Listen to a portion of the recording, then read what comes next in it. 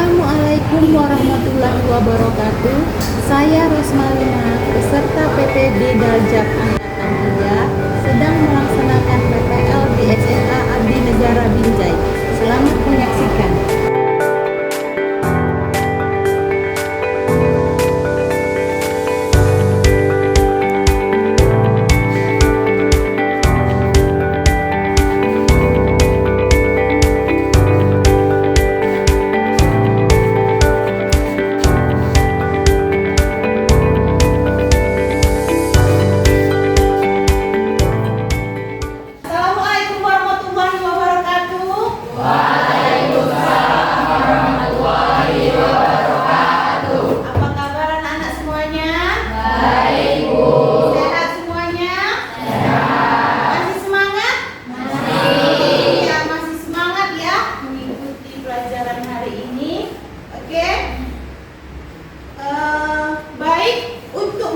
Berkah pada pertemuan hari ini, kita berdoa bersama ya.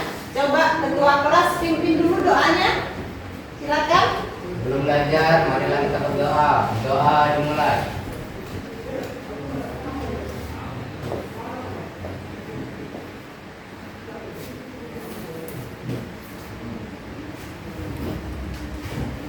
Doa selesai.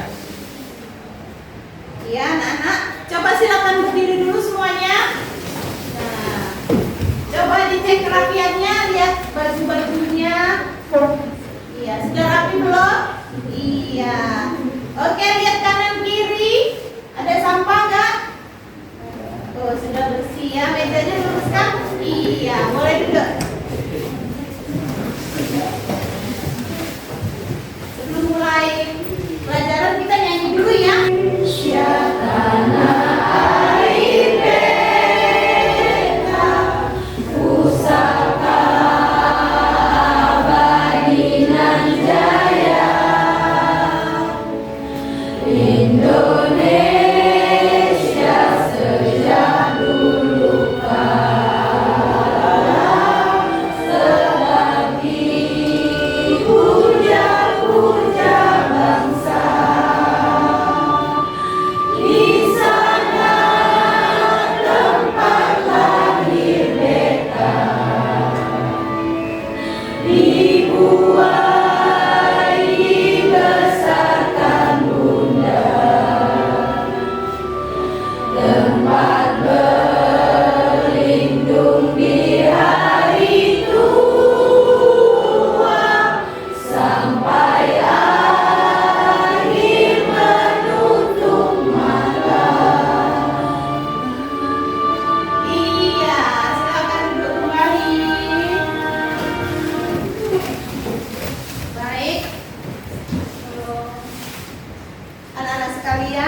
Ibu absen dulu ya.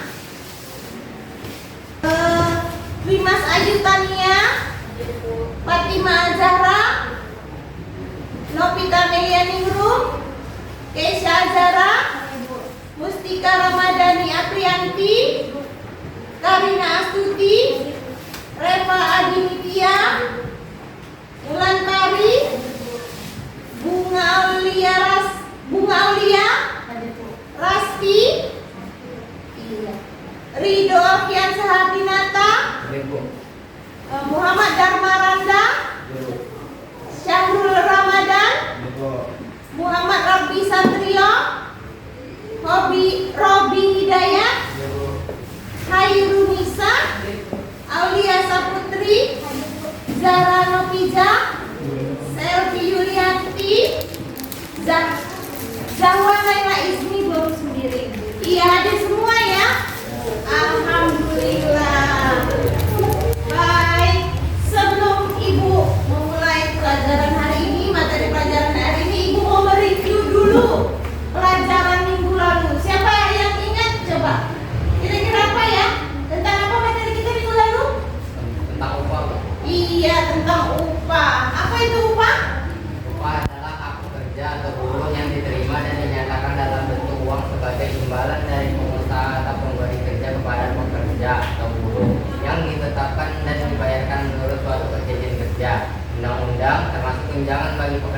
guru dan keluarganya atas jasa yang telah dilakukan.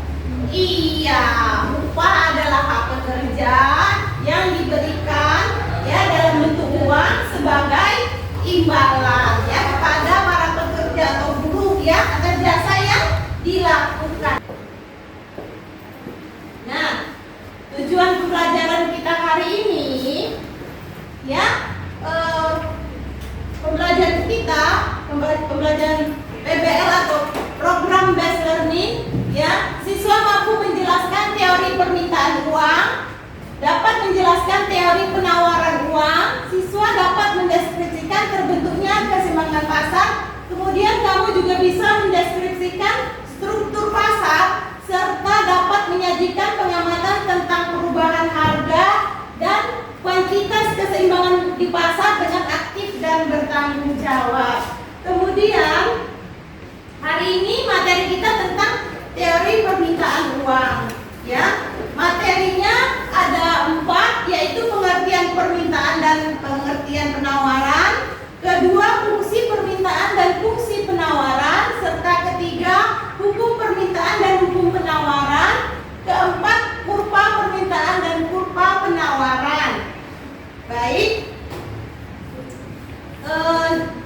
setelah ini coba kalian saksikan video berikut ini ya.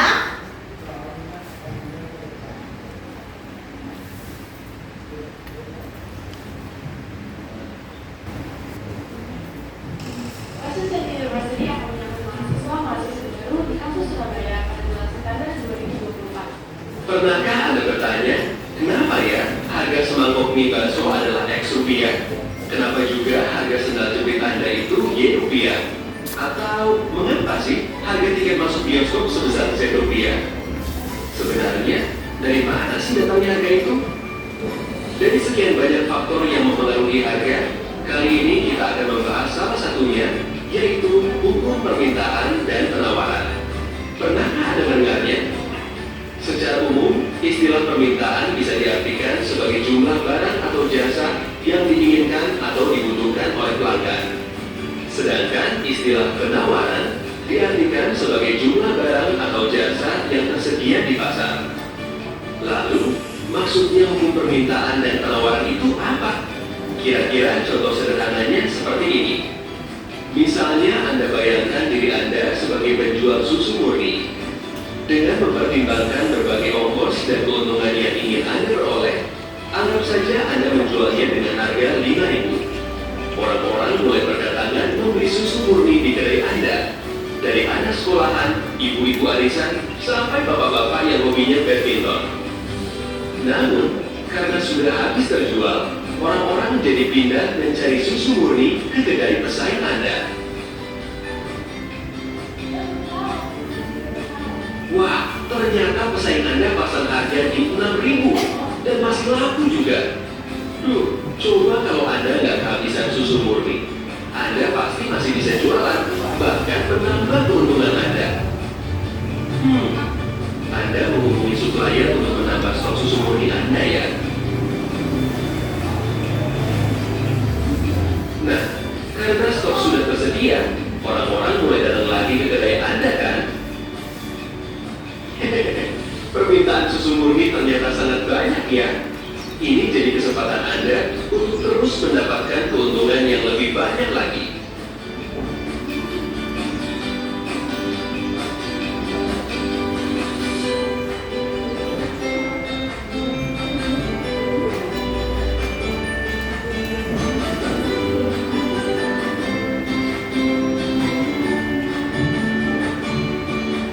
Dari tayangan tersebut, kira-kira apa yang bisa kalian simpulkan?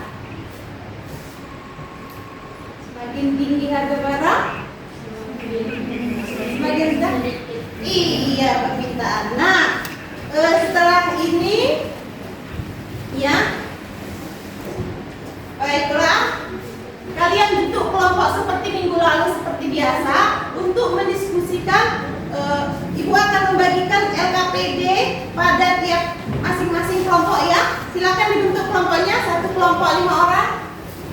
Kalian bisa mencari referensi dari internet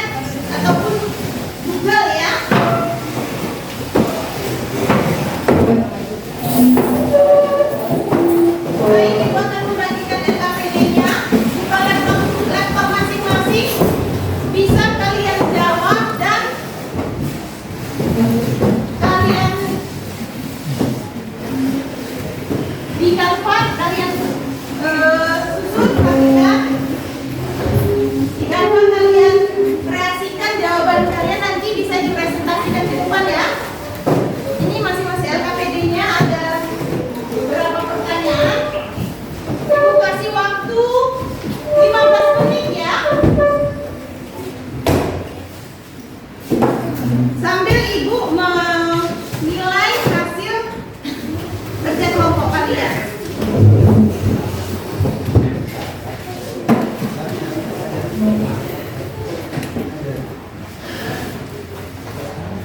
Boleh ya? Kita lihat ke masing-masing.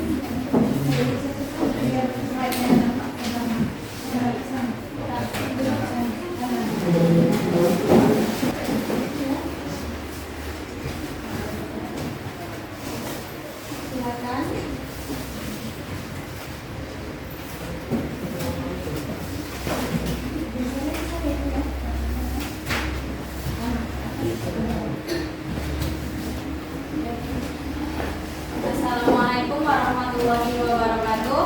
Waalaikumsalam warahmatullahi wabarakatuh. Kami dari kelompok 1 ingin mempresentasikan hasil kerja kelompok kami. Perkenalkan, saya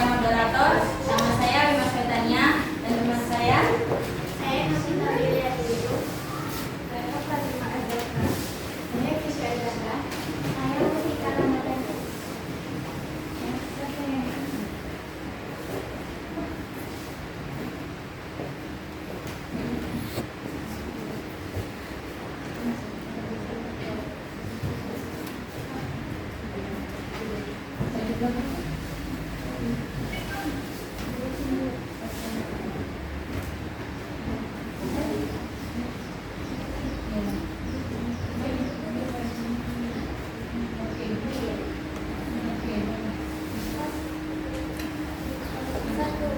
ketidakpastian ekonomi, pengaruh terhadap pengeluaran konsumen. Ketidakpastian ekonomi cenderung membuat konsumen lebih berhati-hati dalam pengeluaran mereka.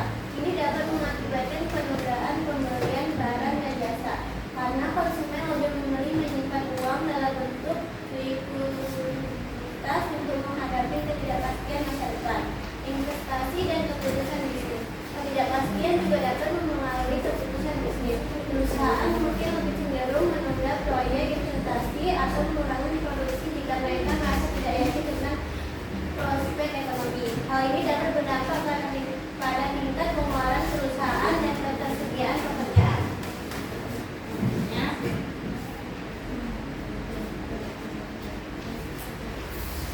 Dua, kepercayaan masyarakat terhadap pemerintah. Dampak terhadap kepercayaan konsumen.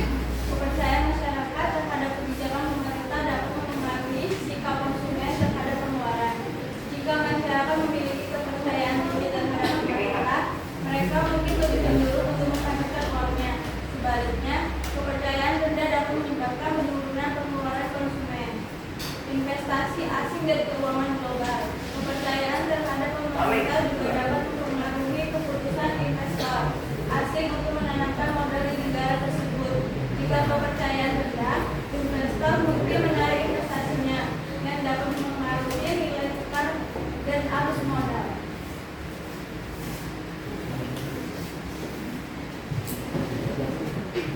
Yang pertama, kebijakan fiskal. Stimulus ekonomi. Pemerintah dapat menerapkan kebijakan fiskal ekspansif seperti program stimulus atau peningkatan pengeluaran publik untuk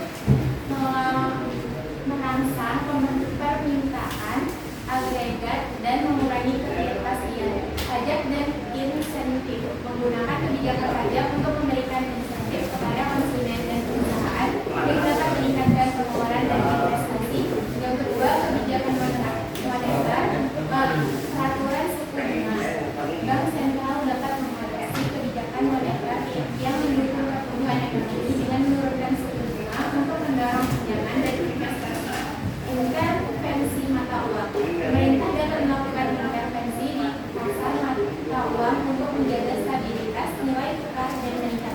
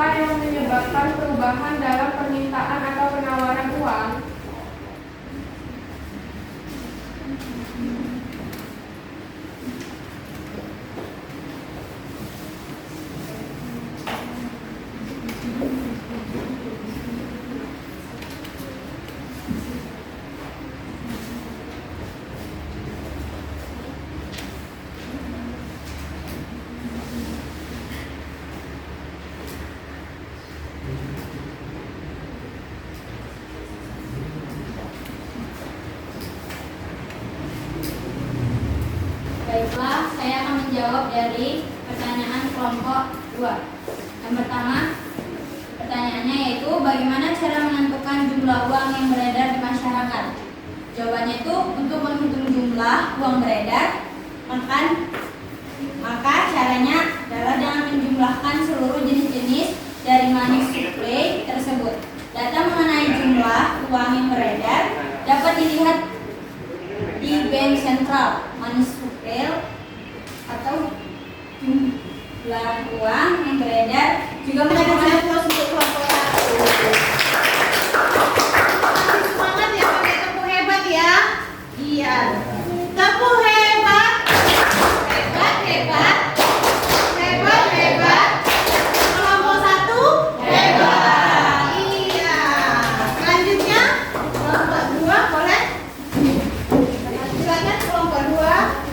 Assalamualaikum warahmatullahi wabarakatuh. Kami di sini akan mempresentasikan hasil kerja kelompok kami. Perkenalkan, saya sebagai moderator. Nama saya Bunga Aulia dan teman saya. Perkenalkan, nama saya Wulandari. Perkenalkan, nama saya Karina. Perkenalkan, nama saya Reva Aditya.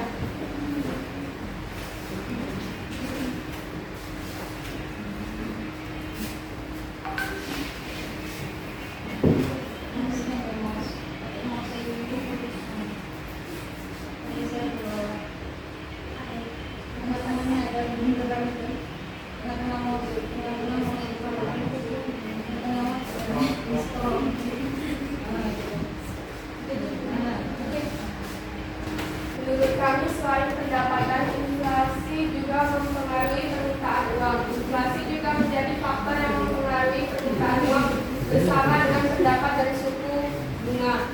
Permintaan ikut serta dalam kegiatan perekonomian supaya menanggulangi kegagalan pasar sehingga tidak ada eksternalitas yang merugikan banyak pihak.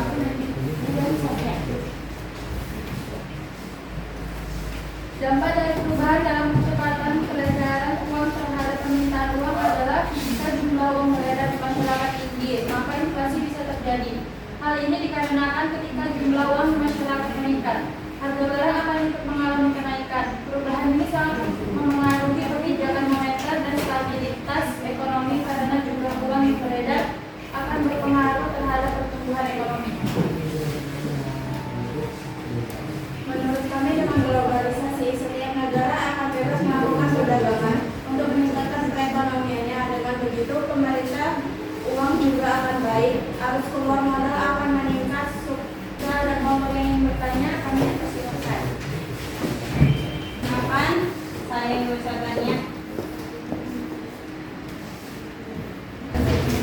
Assalamualaikum warahmatullahi wabarakatuh. Perkenalkan, kami dari kelompok 3 akan mempresentasikan hasil diskusi kami. Saya sebagai moderator Robi Hidayat, dan teman saya.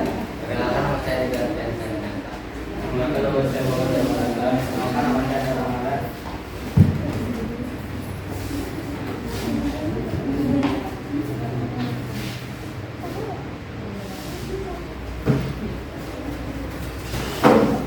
Nah, yang pertama,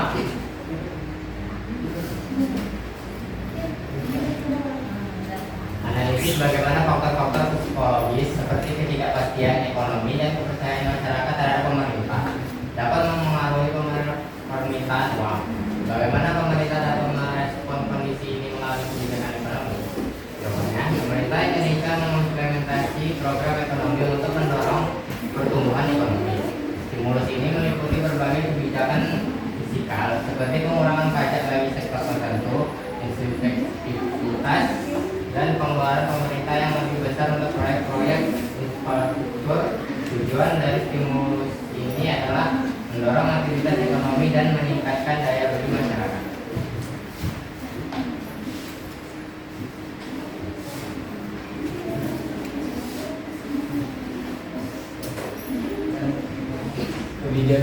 Kebijakan ya dari presentasi kami. Jika ada pertanyaan ke sana silakan.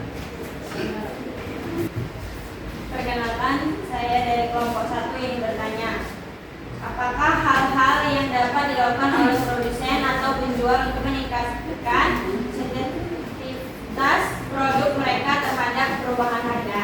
Terima kasih untuk menjawabnya. Mereka menjawab pertanyaan dari kelompok 1. Apakah hal-hal yang dapat dilakukan oleh produsen atau penjual untuk meningkatkan sensitivitas produk mereka terhadap perubahan harga? Beberapa hal yang dapat dilakukan oleh produsen atau penjual untuk meningkatkan sensitivitas produk mereka terhadap perubahan harga adalah: 1. Mempersiapkan persediaan barang yang mencukupi. 2. Menggunakan sistem penyediaan yang efektif. 3. Menggunakan sistem distribusi yang efisien. 4. Mendekati pasar. Dan yang terakhir, menggunakan teknologi yang lebih modern. Pertanyaan kedua, apakah faktor-faktor terpenting yang biasanya mempengaruhi permintaan suatu masyarakat atas suatu barang atau jasa? Jawabannya, faktor-faktor yang terpenting biasanya mempengaruhi permintaan. Iya, kita kasih aplaus untuk kelompok 3.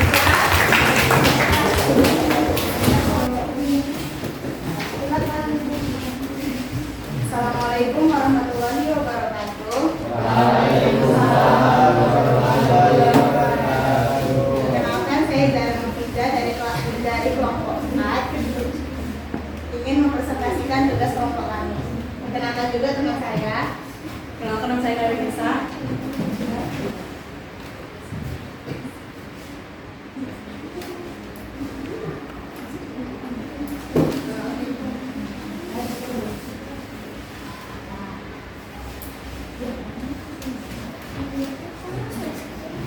Ketidakpastian ekonomi, pengaruh terhadap pengeluaran konsumen.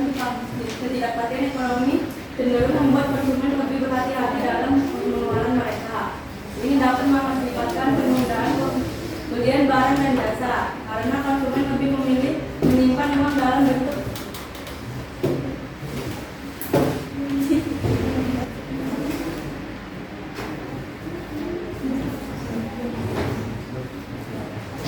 Setelah presentasi tadi, adakah teman-teman yang ingin bertanya?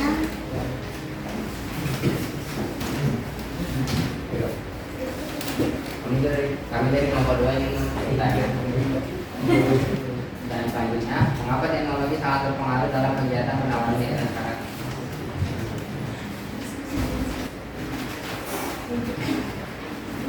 Saya dari kelompok 4 akan menjawab pertanyaan dari kelompok 3. Pertanyaannya adalah, apa yang akan terjadi jika jumlah permintaan uang melebihi jumlah penawaran uang, dan jika jumlah permintaan uang lebih rendah dibandingkan jumlah penawaran uang? Jawabannya, permintaan uang yang berlebihan dapat menyebabkan terjadinya inflasi dan mengganggu pertumbuhan ekonomi. Sebaliknya, apabila permintaan uang rendah, maka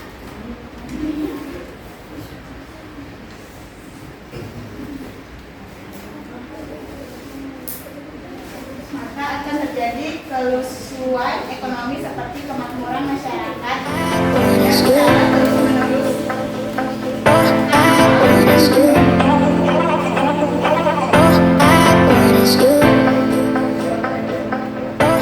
teknologi sangat berpengaruh dalam kegiatan penawaran di era sekarang ini. Kemajuan teknologi dapat mengurangi biaya produksi, mempertinggi produktivitas mutu dan menciptakan barang-barang baru. Ini akan mendorong kenaikan penawaran. Biaya produksi semakin rendah, keuntungan akan bertambah. Dengan demikian, kemajuan teknologi cenderung menaikkan penawaran. Sekian dari kelompok kami. Assalamualaikum warahmatullahi wabarakatuh. Waalaikumsalam. Iya, kita kasih aplaus ya untuk kelompok 4. Kita kasih tepuk hebat juga ya. Tepuk hebat. Hebat, hebat. Hebat, hebat. Kelompok 4 hebat. Nah, sekarang Ibu mau memberikan post test. Kalian ambil kalian masing-masing. Ibu mengirimkan lewat grup. Silakan dibuka linknya ya. Ayo, kalian kerjakan. Ibu kasih waktu 10 menit ya. Kalian bisa mengerjakan, jawab pertanyaannya, buat namanya ini nanti terbuka ya. Terbuka linknya, ada pertanyaannya. Bisa kalian jawab ya. Seperti ini ya. Di HP kalian, nanti klik, tuliskan namanya, berikutnya baru kerjakan. Silakan. Ibu kasih waktu 10 menit.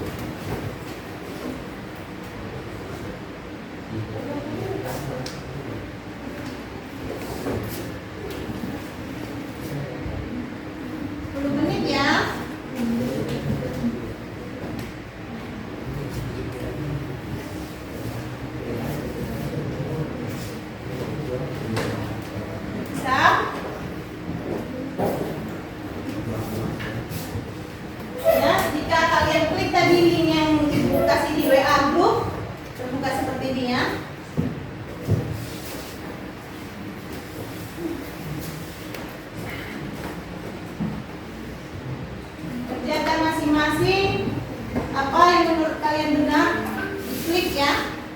Ada berapa soal di situ. Sebagai tambahan, kalian bisa referensi cari jawaban untuk materi pelajaran ini di Google ya atau internet, serta buku yang ada di masing-masing. Kemudian rajin-rajin membaca buku ya, khususnya di pelajaran ekonomi ini. Minggu depan materi kita tentang apa kira-kira? Ada yang tahu nggak? Kebijakan? Kebijakan moneter dan kebijakan fiskal. Iya, itu anak-anak. Ibu kasih semangat, kalian harus rajin beribadah, ya, banyak membantu orang tua, rajin belajar agar nantinya bisa sukses, tercapai segala cita-cita yang diinginkan. Amin. Amin. Baiklah anak-anak, kita buka dengan doa, maka materi pelajaran kita sudah selesai. Kita tutup kegiatan pembelajaran hari ini dengan doa juga. Silakan kedua kelas pimpin doanya. Mengakhiri pelajaran alangkah baiknya kita berdoa dimulai.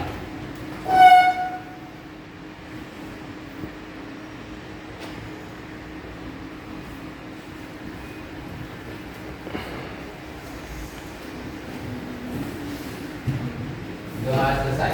Iya, tetap semangat anak-anak ibu. Selamat siang semuanya. Siang. Assalamualaikum warahmatullahi wabarakatuh. Waalaikumsalam.